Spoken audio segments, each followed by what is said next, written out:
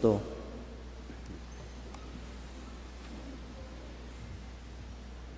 Magandang hapon po sa inyong lahat. Hello. Hi. Ang pagiging banal ay para lamang sa mga pari at madre. Tama o mali? Mali. Bakit? Ano yung tama? Para sa lahat. Kasi kung tingnan mo yung mga santo, ang mga santo ba lahat pari at madre? Hindi po. Eh si Lorenzo Ruiz, pari ba yun? O, ibig sabihin hindi lang sa mga pari at madre, kundi sa lahat. Ngayon, kung ginagawa natin ang mga nais ng Diyos na ginagawa dapat natin, tayo ay magiging banal. So kung ano ang nais ng Diyos na ginagawa natin, saan mang larangan ng buhay, ang ilan nito, sa simbahan, hindi po ba? Mayroon kayong dapat gawin sa simbahan. Kapag ginawa niyo yon, kayo ay magiging banal. At sa eskwelahan, itong mga batang ito, no? Di ba? Kung ginagawa ng mga batang ito, ang dapat nilang ginagawa sa eskwelahan, sila rin ay magiging banal. O sa trabaho, kung ang mga nagtatrabaho o empleyado ay ginagawa ang dapat nilang gawin sa kanilang trabaho, sila ay magiging banal. So gayon din sa pamilya, kung ginagawa ang nais ng Diyos ng mga anak at mga magulang na dapat nilang gawin, ang kanilang pamilya ay magiging banal na pamilya tulad ni Jesus, Maria, at Jose, na ang kanilang kapistahan ngayon ay ating ipinagdiriwang. Ngayon, ang mga pagbasa ngayong kapistahan ng banal na pamilya ay nagpapaalaala sa atin kung ano ang nais ng Diyos na dapat ginagawa ng mga anak at ng mga magulang sa kanilang pamilya. Dahil kapag ginawa nila yon, sila ay magiging banal na pamilya. So, dalawang tanong lang naman. Una, ano bang nais ng Diyos na ginagawa ng mga anak sa kanilang pamilya? At yung pangalawa, ano bang nais ng Diyos na ginagawa ng mga magulang sa kanilang pamilya? So, yung una, ano yung una? Ginagawa ng mga anak na nais ng Diyos. Saang mga bata, saang pagbasa natin makikita o saang pagbasa nagbibigay ng sagot sa tanong na ito? Ha? Sa unang pagbasa? O yung ibang sagot ninyo, sino pa? Unang pagbasa o what?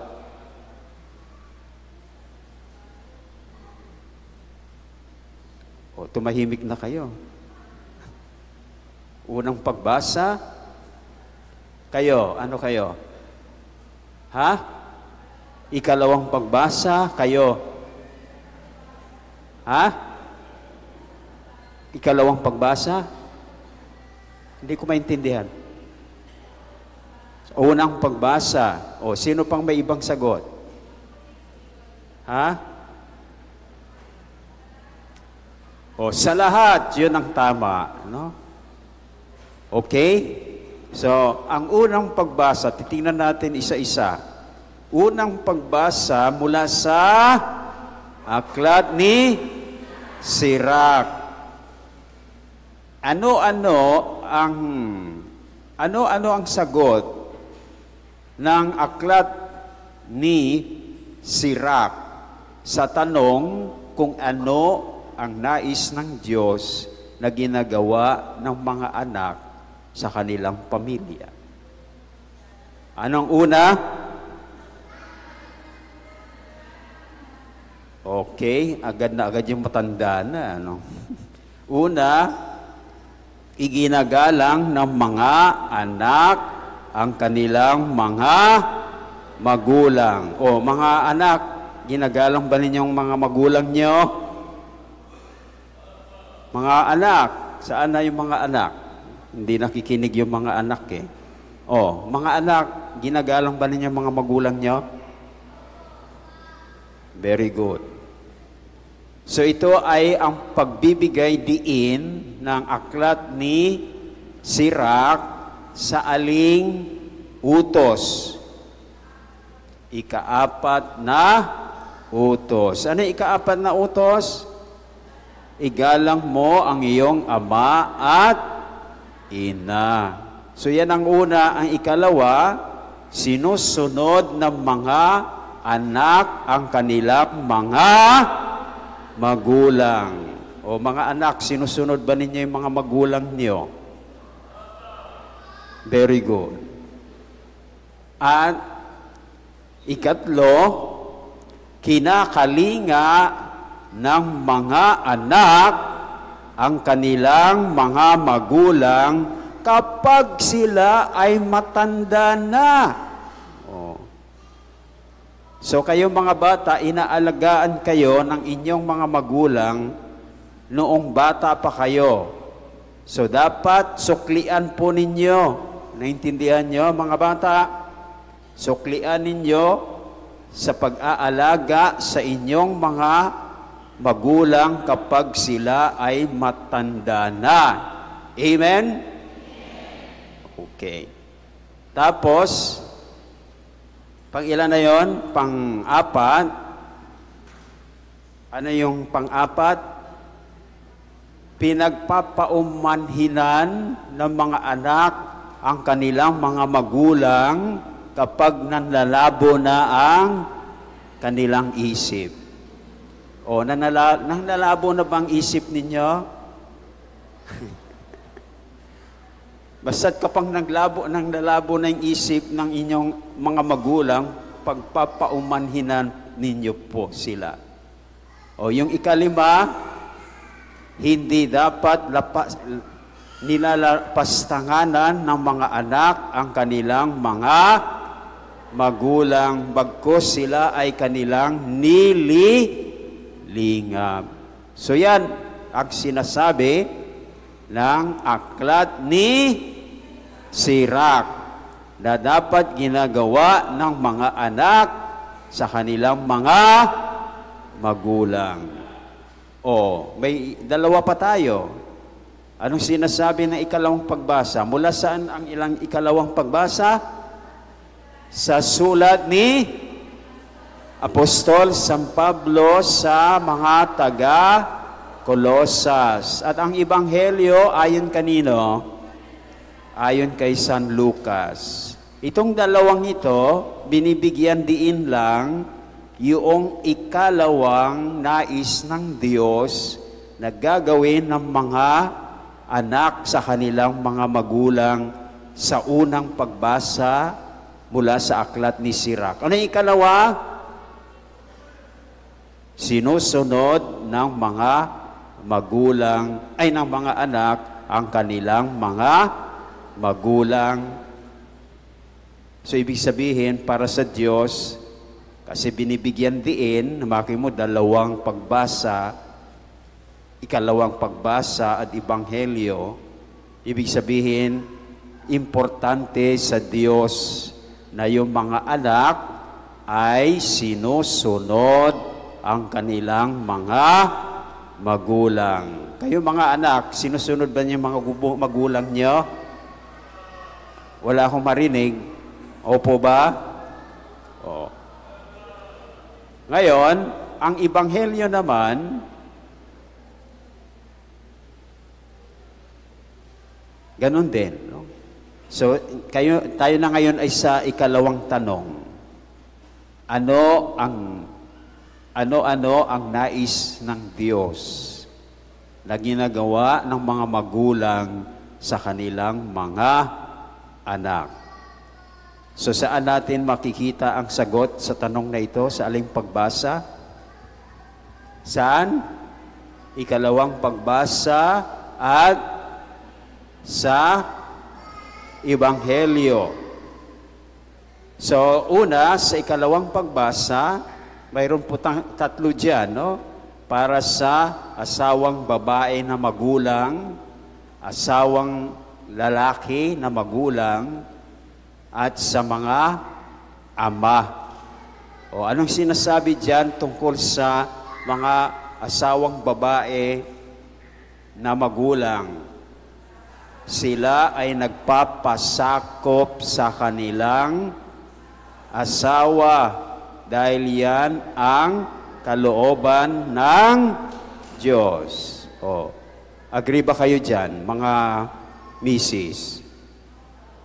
Sigurado kayo.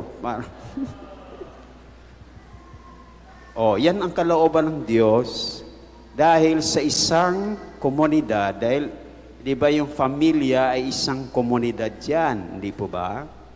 Dapat isang leader lang. Hindi po ba? Isang namumuno. Kung dalawa, baka malilito tayo. Hindi natin alam kung sino yung susundin natin. Amen? Dapat isa lang. So, ang ayon sa kalooban ng Diyos, ang asawang lalaki na magulang. Pero, wag yung mga lalaking magulang na huwag kayong magsaya dahil pasakop pala si Mrs. sa akin eh. Pero may kondisyon yon. At yun ang ikalawa. Ano yung dapat gawin ng asawang lalaki na magulang? Ibigin ang kanyang misis at huwag pagmamalupitan. O, hindi ba? So mga mister, alalahanin niyo yon. Dapat iniibig ninyo ang yung inyong misis at hindi, yun ang importante, hindi pinagmamalupitan. Dahil kapag pinagmamalupitan mo ang misis mo, iniibig mo ba siya? Oh. So, mga misis, kapag ganyan, iniibig naman kayo pala ng mister ninyo, at hindi kayo pinagmamalupitan, magpapasakop na kayo. Amen? Yan ay pasakop sa pag-ibig ni mister na hindi malupit. Dahil wala namang pag-ibig na malupit. No? O yung pangatlo sa mga magulang, ay sa mga ama, anong sinasabi? Hindi kinagagalitan ng labis ang kanilang mga anak. Nangyayari ba yan? Opo daw. So yan ang paalaala ni Lord. Huwag pagalitan ng labis ang inyong anak. Actually, hindi dapat pagalitan eh. Di ba? Gaya ng ginawa ni, mamaya malalaman natin, no? Hindi pinagalitan, no? Dahil kapag ganyan ang ginagawa ng mga ama, ano mangyayari sa kalooban ng kanilang anak? Manghihina. Kaya mahina ang kanilang personalidad kapag laging pinagagalitan ng labis. Dahil mawawala ang kanilang confidence sa kanilang sarili. Tama? Ngayon, yan ay sa ikalawang pagbasa. Ano naman ang sinasabi ng Ebanghelyo? Ang una na sinasabi diyan, dapat sinasanay ng mga magulang ang kanilang mga anak para sila ay magkakaroon ng kaugalian or habit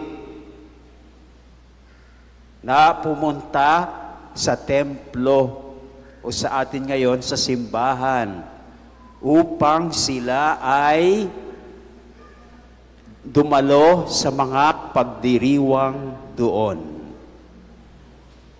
Hindi po ba? O gaya ng pamilyang ito, buong pamilya ba kayo? O palakpakan natin, no? Dala-dala yung mga anak. Sinasanay nila, no? Na magkaroon ng habit of going or coming to church. So, very good your example, no? Alam niyo lahat ng misa ko kanina, lahat ng misa ko, mayroong talagang buo ang pamilya, kaya sinasite ko sila as an example. Ito ngayon, mayroon na naman. O, yan talaga sigurong gusto ni Lord, no? So, yun. Dapat sanayin yung mga anak dahil ito ang bahay ng kanilang amang nasa langit. Pangalawa, hindi tumitigil ang mga magulang hanggat hindi nila natagpuan ang kanilang anak na nawawala. May mga magulang ba dyan na kapag nawala yung anak ay bahala ka na? Wala? Mayroon yata eh. Inahayaan na lang, bahala kayo dyan, mag-street children kayo. Hindi po ba? So, dapat hindi ganon. No? O yung pangatlo, di ba? May ginawa si Jesus. Anong ginawa ni Jesus? Na nakabalisang-balisa kay Maria at Jose. O, nagpaiwan siya sa Jerusalem. Hindi alam ng kanyang mga magulang. O nung ilang araw nilang hinanap si Jesus? 3 days. Bakit mo? Pero yon ay pagkatapos na sila ay naglakad, no? Nang maghapon. So babalik na naman sila sa Jerusalem, isang maghapon na naman yon. At hindi naman nila agad nakita. Tatlong araw pang lumipas nung makita. O anong ginawa ni Maria? Pinagalitan ba si Jesus? Humingi siya ng paliwanag kay Jesus. Dahil tayo ay rational being. May rason. Tama? Kaya i-approach natin sa rason. O anak, bakit? Di ba sinabi ni Maria, anak, bakit mo naman ginawa sa amin ito? Balisang-balisa kami ng iyong ama.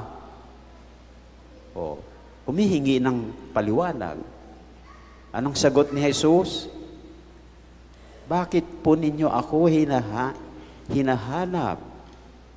Hindi ba ninyo alam na ako ay dapat nasa bahay ng aking ama? O, so hingi ng paliwanag, sikaping unawain ang paliwanag. Naunawaan ba ni Maria at Jose yung paliwanag ni Jesus? Hindi nila naunawaan. Kaya hindi sila gumawa ng hakbang, umuwi na lang sila. O anong sagot, anong ibig sabihin ng yung sagot ni Jesus? Na ibig sabihin at 12 years old, mayroon na siyang kamalayan na siya hindi lamang anak ni Jose at ni Maria, kundi siya ay mayroong ama. So, may kamalayan na siya na hindi lang siya tao, siya ay anak ng Diyos, siya ay Diyos. So, hindi yun naunawaan ni Jose at Maria. Pero, anong ginawa ni Maria? Itinago niya sa kanyang puso. Siguro later on, na-realize din nila ang ibig sabihin ni Jesus. So yung pang-apat, sinisikap ng mga magulang na lumaki ng maayos, ibig sabihin, tinutulungan nilang maging mature ang kanilang mga anak, umuunlad sa karunungan, dahil nga rational tayo no? Yun ang dapat sikaping umuunlad. At lalong alin? Kinalulugdan ng Diyos at ng tao. Dapat yan ang sikapin ng mga magulang. Yung mga anak ninyo, kinalulugdan ng Diyos at kinalulugdan ng mga tao. Amen?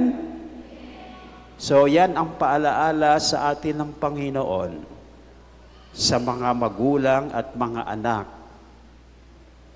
na dapat ninyong gawin ang nais niyang gawin ninyo sa inyong pamilya. So gawin po ninyo ang mga nais ng Panginoon at ano mangyayari? Ang inyong pamilya ay magiging katulad ng pamilya ni Jesus, Maria, at Jose. Banal na pamilya. Amen?